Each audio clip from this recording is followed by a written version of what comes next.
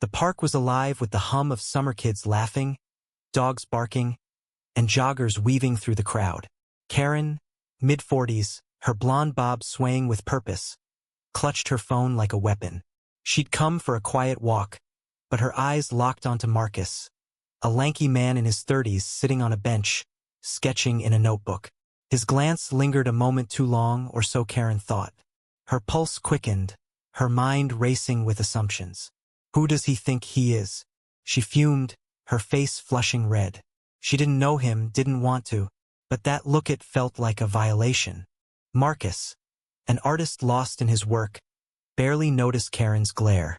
He was capturing the park's vibrancy, his pencil dancing across the page.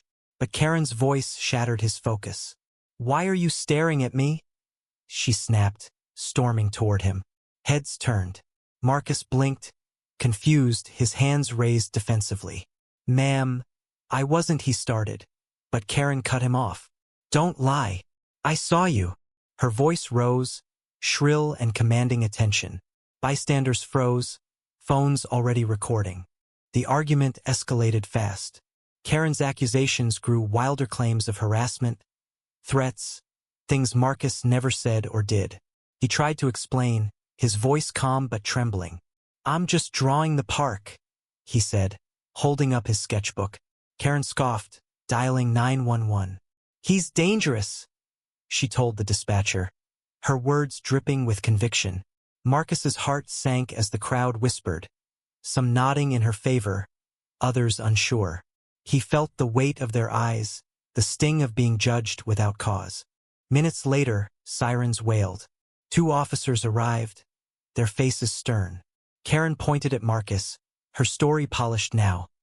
A predator lurking, targeting her. Marcus, flustered, offered his sketchbook as proof, but the officers barely glanced at it. They questioned him sharply, their hands on their holsters. The crowd grew, tension thick as humidity. A teenage girl nearby, still filming, muttered. She started it. "I saw her glare first."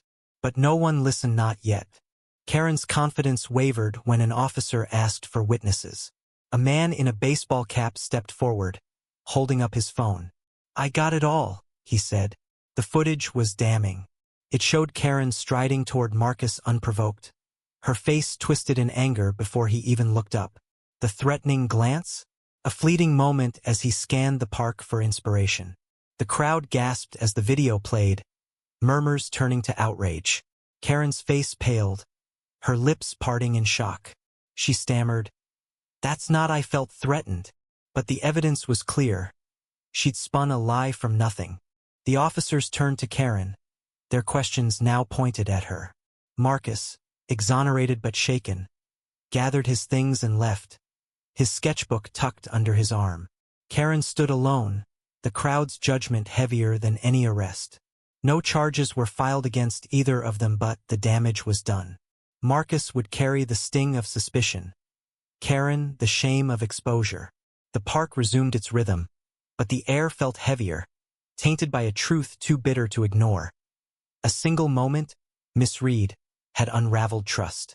The video spread online, sparking debates about snap judgments and accountability. Karen's name became a cautionary tale, her story a mirror for a community quick to accuse. Marcus, though vindicated, couldn't shake the memory of those accusing eyes. In the end, no one won, only the truth, cold and unyielding, stood tall. What do you think? Where does the line between perception and reality lie in conflicts like these?